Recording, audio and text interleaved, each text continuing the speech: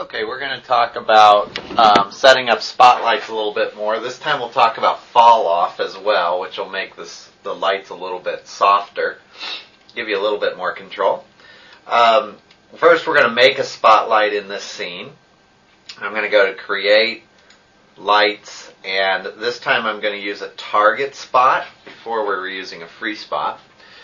And I'm just going to drag out my spotlight just into the scene, and what I'll end up with is this little box at the end of where I'm dragging out. I'm just going to put that right on the tank. Now our spotlight at this point, you can see, is actually in the floor because I dragged it out in the top viewport. I could have dragged it out. I'm going to undo this. I could have dragged it out here in the front viewport and just dragged it down and aimed it at the tank. But however you drag it out, you're probably going to have to set the light where you want it to be. And now I'm just moving the spotlight around, but see how the target stays put right on the tank. And so I'm going to position this, let's see, where am I here? I'm going to position this so that my light is coming in from what is the right around there. I think it'll look good. My light's coming in right from the top right in this case. And you can see if I grab the spotlight target, I'm going to go up here. Actually, I can't get a hold of it. It's up here in Spotlight Target. If I select by name, double click on it, I can move the target as well. So I can make the spotlight target wherever I want. Now in this case, I'm going to put it right in the middle of the tank again, just so that it will shine right on the tank. Now if I click on my spotlight again, I can go back under Modify. Here's all my modifier or my parameters for my spotlight. You won't get any if you click on the target. It's only on the light itself. And I'm going to look at this and kind of figure out what I want to do with this. I think I'm going to leave shadow maps on. You can see it's a spotlight. And I'm going to go down here to intensity and color. I'm going to make the color a bit more sunlight color, so something slightly less than white. If on the video this is turning up as white, you can see the numbers here. It's actually a little bit of a bronze color. And I'm going to leave the multiplier at 1 in this case. Now I'm going to go down here to Spotlight Parameters, say Show Cone, and I'm going to change the hot spot in the beam. Now first I'm going to render this so that we can see what we have before we start. Here's what I have right now. You can see here's the spotlight border going on right here.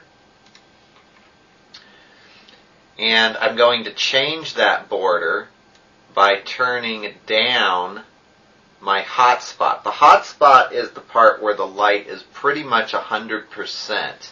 This range between the hot spot and the fall off is a gradient between around 100% to 0.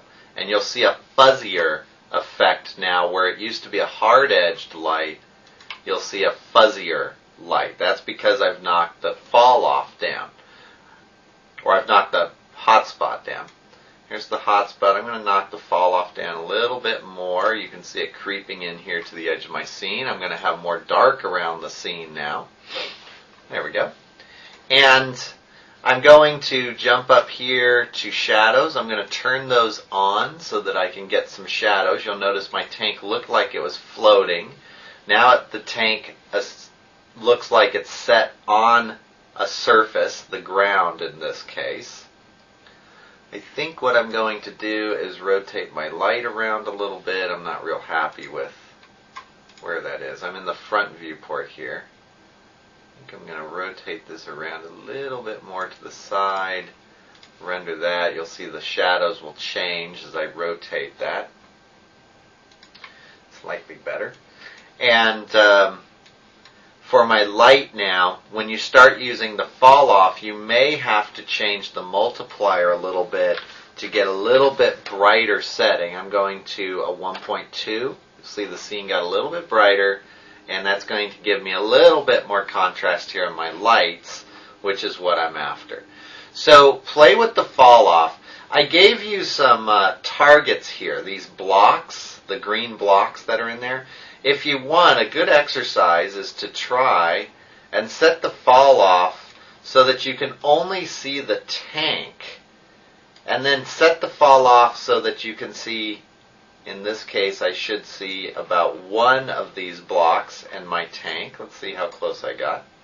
You can see I see one block, and now if I bump the fall off out a little bit more, you can see it creep over these blocks in my viewport.